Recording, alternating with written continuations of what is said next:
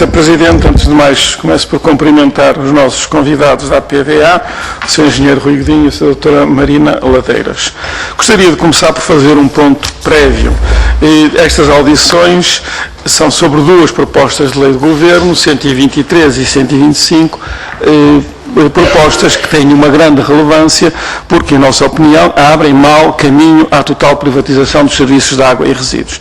E nós entendemos que, numa matéria de tanta importância, seria útil ouvir o conjunto mais diversificado possível de entidades e daí termos sugerido que estas audições englobassem também outras entidades, nomeadamente os sindicatos representativos dos trabalhadores do setor, as associações de municípios que se constituíram para a gestão pública da água e movimentos de utentes dos serviços públicos. Entendemos que estas audições só ficariam completas se estas entidades também fossem ouvidas. Infelizmente, a maioria parlamentar PSD-CDS não partilhava desta ideia e rejeitou a audição destas entidades, porque, em nossa opinião, estas audições, o conjunto de audições, está à partida amputado por não ouvir, não incluir estas entidades que eu acabei de referir, os sindicatos, as associações de municípios e os movimentos de utentes.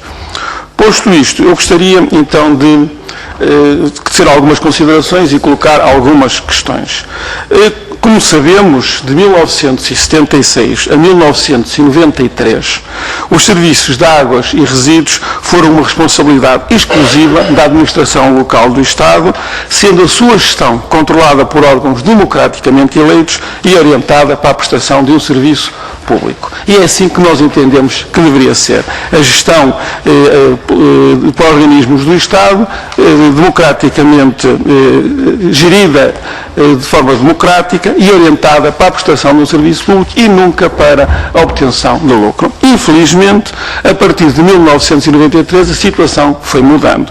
Pela mão de sucessivos governos, primeiro do PSD de Cavaco Silva, depois PS de António Guterres e, finalmente, PS de José Sócrates, foi aprovado um conjunto de legislação que foi gradualmente abrindo a porta dos privados neste setor, permitindo, por exemplo, a entrega a privados por concessão de sistemas municipais de abastecimento de água, saneamento de água e gestão de resíduos.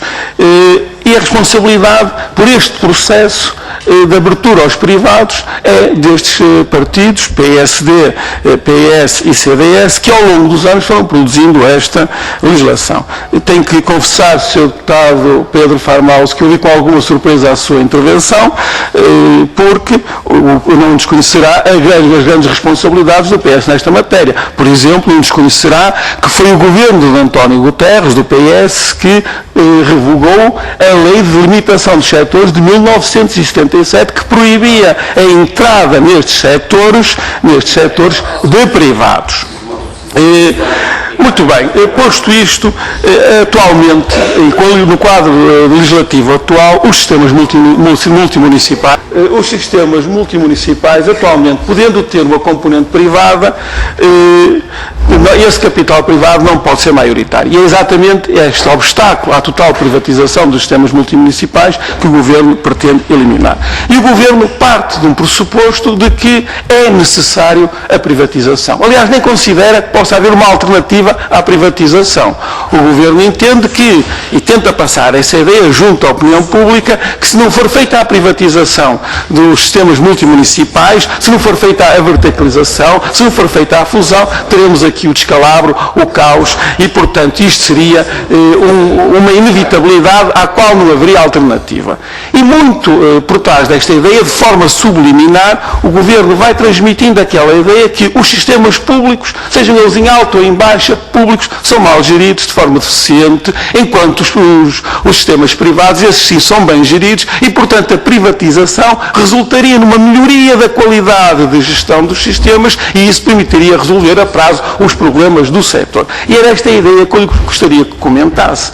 Se considera que os sistemas públicos, sejam em alta, sejam em baixa, associações de municípios, ou apenas o município, são mal geridos por gestores incompetentes, de forma negligente, sem brio, enquanto os sistemas privados são todos geridos muito bem, com grande competência, com grande rigor e sempre em benefício da causa pública. Eu gostaria que comentasse isto e se considera que, efetivamente, na perspectiva do Governo, não há alternativa à privatização. Ou se privatiza ou é o caos. E se considera que os sistemas podem permanecer públicos ou maioritariamente públicos, como atualmente são, e mesmo assim com as políticas adequadas, aliás, como referia no seu plano B, alternativo se o plano do Governo falhasse, se os sistemas mantendo-se públicos podem resolver com as políticas adequadas e com a gestão adequada, resolver os problemas do setor.